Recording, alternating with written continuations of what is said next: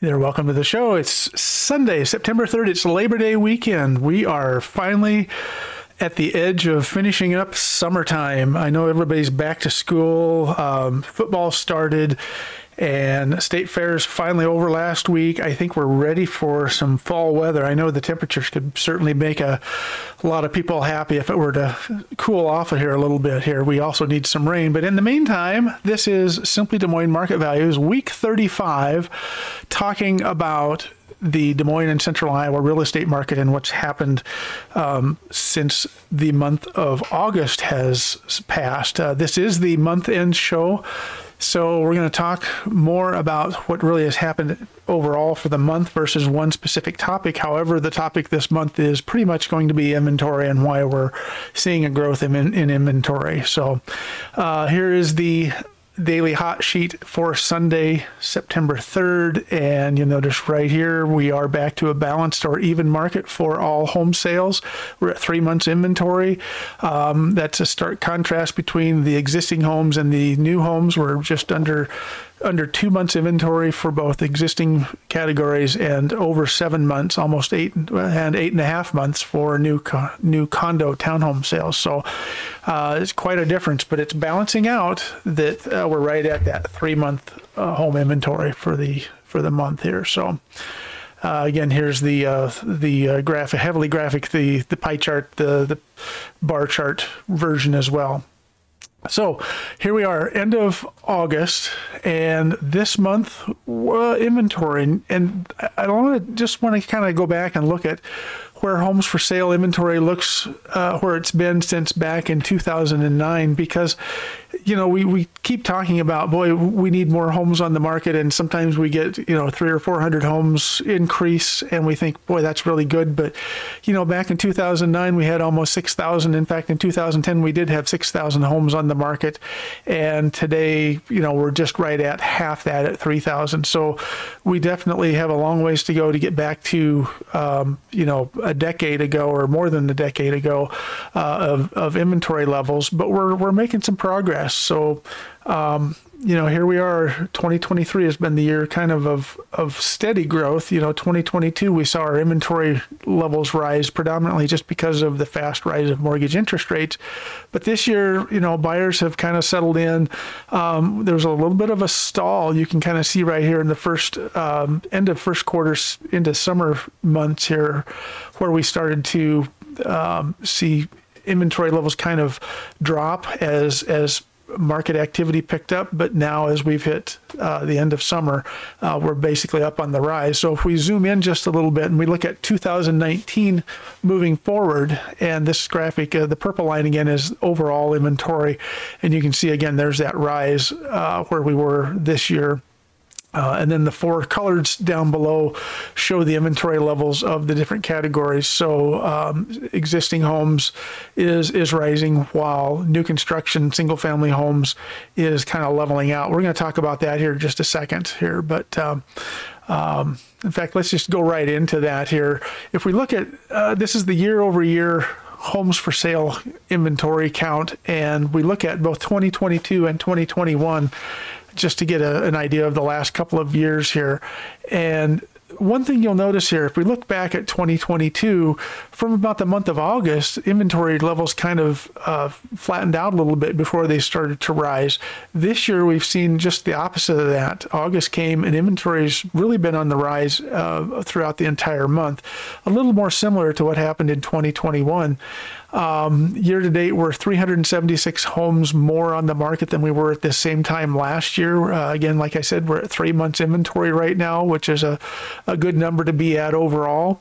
Some of the other factors that might be causing inventory to rise a little bit is our median list price. We're up over almost 2.5% in median list price values at 364.9 today than we were a year ago. So prices are still up, even though mortgage interest rates are on the rise.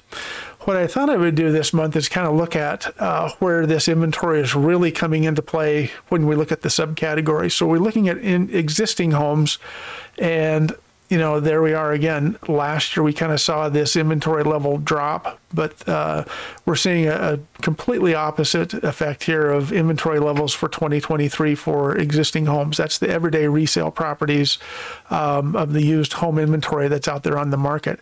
We're currently 194 homes year over year more on the market than we were at this same time last year.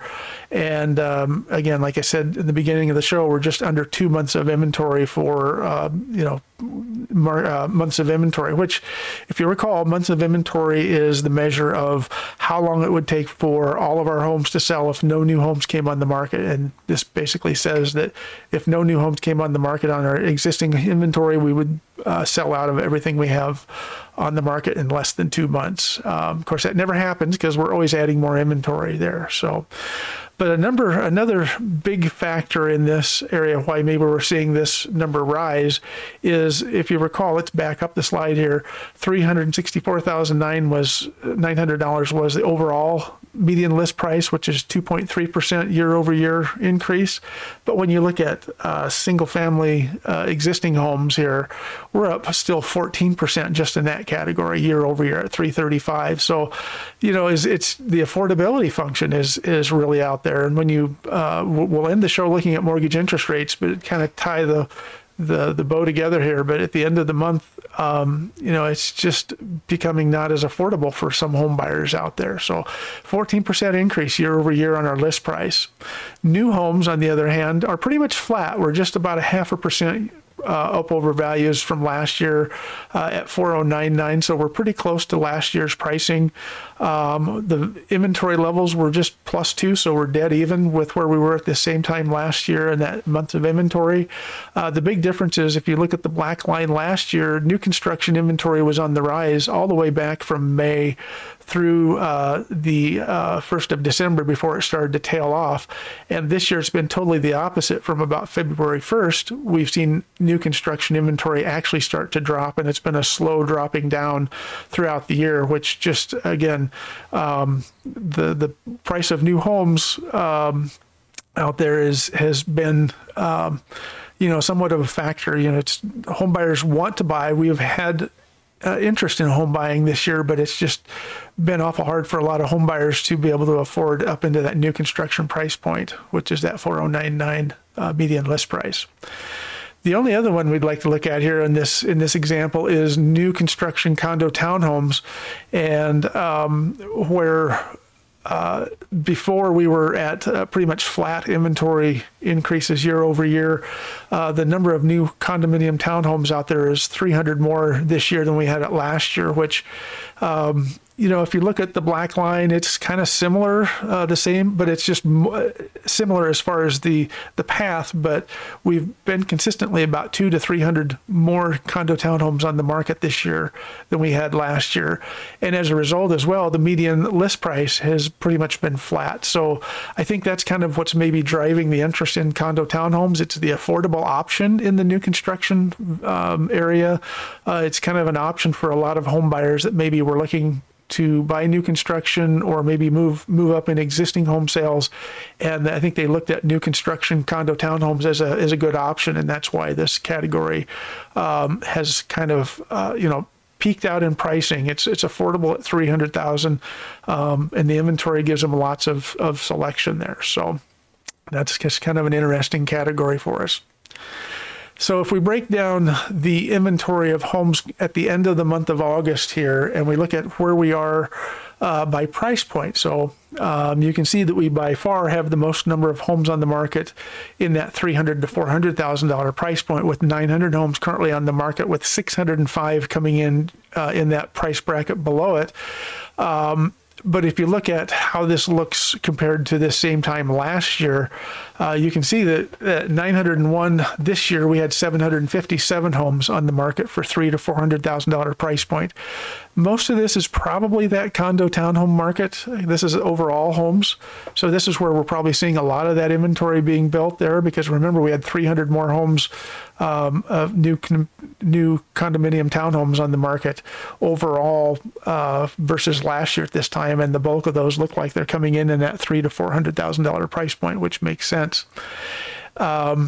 the other areas, we are seeing a few more in that $200,000 to $300,000 price point. So if we're starting to sell a little bit more in that upper price point, it kind of makes sense that we're going to draw some of those lower price point homes out as people start to decide that they're going to move up. So we definitely need some place for the move up buyers to move, for them to put their homes on the market, and then that would ultimately open up this lowest end market.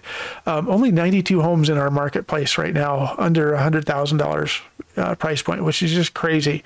That's just a really low number, and it was even lower a year ago at 79. In the upper price point over $1 million, we have over 100 homes for sale.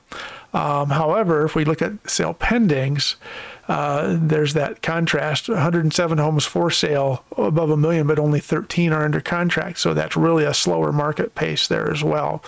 Again, looking at the $200,000 to $300,000 price point, we have the most homes under contract at 308. 276 is at 300 to 400. So if we again look at versus last year at this time, we are outpacing that $300,000 to $400,000 price point this year, but we're well behind that $200,000 to $300,000 price point. With 308 under contract is where we normally had about 375 or 380 last year, and it even goes worse when you look at under $100,000 to $200,000. We're about 80 homes.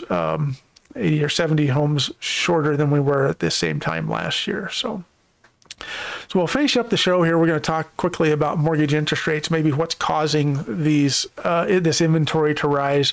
The Fed, the last time it rose mortgage interest rates, rose at 0.25%. There's still talk that might happen again in September. We hope not. But, as my show a couple of weeks ago talked about, inventory following mortgage interest rates. As mortgage interest rates rise, so does home inventory. We're kind of seeing that play out here. So at 7.18% this year, as of August 31st, at the end of the month, we were at only 5.6% interest rates this same time a year ago. So it's quite a jump for home buyers this year at this time, as far as affordability goes, to maybe make that justification of spending a little bit more. In fact, this graphic tells the whole story here. Last week, last Thursday, when the mortgage interest rates national mortgage rates came out, if you look at that 30-year fixed monthly payment of $1,200 a month, just as the baseline, saying if the mortgage interest rate was $1,200 a month on a 30-year fixed rate, the purchase power on that with the current interest rates is $177,000. And if you look all the way back to February at the height, that same $1,200 a month when interest rates were much lower would have bought $190,000 in mortgage payment there. So 177 is a pretty low number, and it was actually lower the month previous to this. So if the Fed does increase mortgage interest rates as we move forward, it's going to be a tough call to see if we're going to see these affordability continue to drop or not. So that's going to kind of lead the way as we move into the fall. If you find this information of value each week, I would, appreciate it if you would just go ahead and subscribe to the channel, hit the like button or the thumbs up button. That also tells the analogs and the everything out there on the YouTube world that what I'm putting out there is valuable, and I appreciate your comments every week.